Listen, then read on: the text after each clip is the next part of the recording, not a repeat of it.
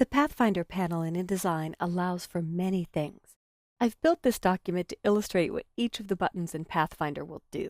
So let's start by zooming in with Command plus or Control plus, and we'll go to the top row to the joining features. Under the Window menu, Object and Layout, you'll find Pathfinder.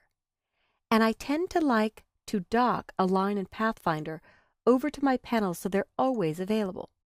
We'll start by selecting these two line segments.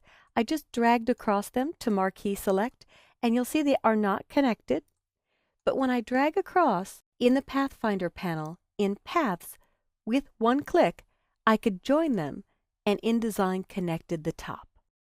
If I select this next piece that says Open Path, this will actually leave one end of it open, kind of like a container where you could just pull open a box. I'll click once, and it highlights in blue and even switched to the Direct Selection tool for me, the end that is open. So now I can move these two pieces apart, and it's not connected or filled there. I'll go back to my Selection tool and click on the Close Path piece and hit the Close Path button. And now I've got a complete rectangle that is closed and can be filled or stroked. I can't tell you how many times I've drawn an arrowhead in the wrong direction, so if that happens when I add an arrowhead, which I did through the Stroke panel, I chose where the arrowhead goes, the Pathfinder panel will let you reverse the direction of the path, putting the arrowhead pointing down instead of pointing left. You can also see in the Stroke panel that I could switch my start and end position, but that's several mouse clicks. I find it much easier in Pathfinder just to hit reverse.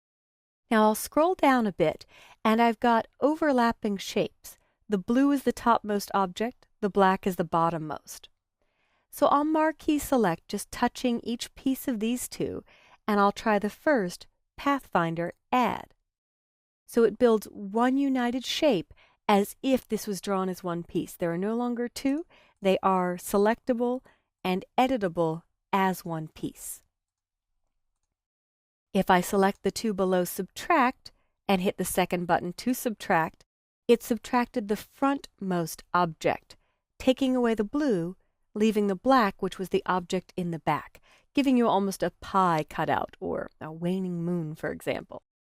I'll select the Intersect, and it's going to keep the overlap portion. So if I hit Intersect, you'll see I get just that little crescent shape where the two overlapped. For the Exclude, I'll select these two, and it's going to exclude where they overlap.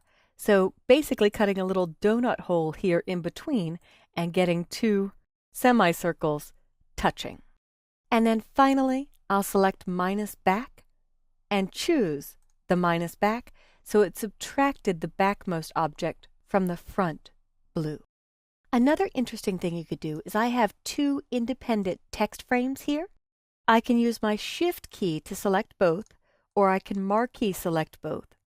And if I click Add, it builds one irregular shaped text frame. I could see that by double-clicking on the inside and choosing Type, Fill with Placeholder Text. And now it poured into that irregular text frame. Now these last stars I simply drew with the Polygon tool underneath your Rectangle tool or your Rectangle Frame tool. You could choose the polygon and double-click and give it a certain number of sides. I did 5 sides with a 50% inset, and I got these star shapes. But I wanted to show you, once you've got a shape, InDesign can convert it to many other style shapes. Oh, and in fact, this object was selected when I set that 5 and 50% inset, so I'll undo the polygon shape there. And I'll start with this first star, and I'll convert it to a rectangle. I'll select the next one, convert it to a rounded rectangle. The third one, a beveled rectangle. The fourth one, inverse rounded rectangle. So it doesn't matter what you start with. You can convert to any one of the shapes on the Pathfinder panel. The last being a triangle, and then a polygon.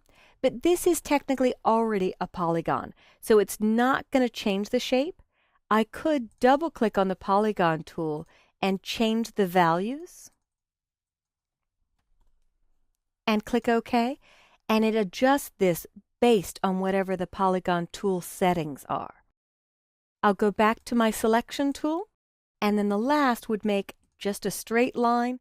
In this case, the line has a black fill and no stroke, so I'll swap my fill and stroke and you could see the line. I'll select the last one, and this converts it to a vertical or horizontal line. So straight horizontal or straight vertical, and again in my tools I'll hit swap fill and stroke so you could see that line kick in.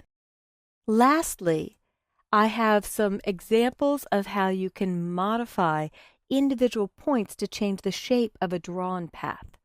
So if I go to my direct selection tool and click on the bottom middle anchor, if I click on the convert point, this makes it a plain corner with no handles. So the roundness here and here will disappear. So one click, I've got a hard corner, and that looks more like a heart. If I click the anchor on this next point, as I move up or down, both sides are connected or symmetrical. So if I choose the corner option, when I hit corner, I can pull this side in to make a crescent moon shape. I'll click on the bottom anchor and hit corner as well, giving me independent direction handles, and now I've got the moon shape that I was going for. On this shape, I actually have a middle point so I could get kind of a flat heart that you'll see here. So if I click this, this is already a corner point. It has no handles to indicate a curve. If I click smooth, it changes that to a round curve. I'll click the opposite side and hit smooth.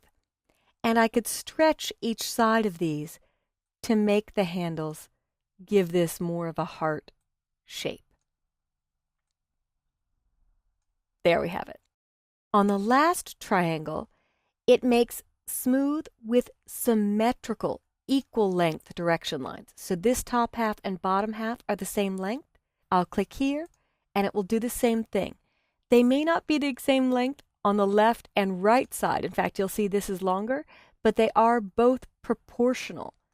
And if I drag, I can still manipulate either side if I want to reshape them. So that is your full tour of what all of the buttons do on the Pathfinder panel. Work through this exercise on your own and take some time to play with these files to see what each button will do to your selected shape.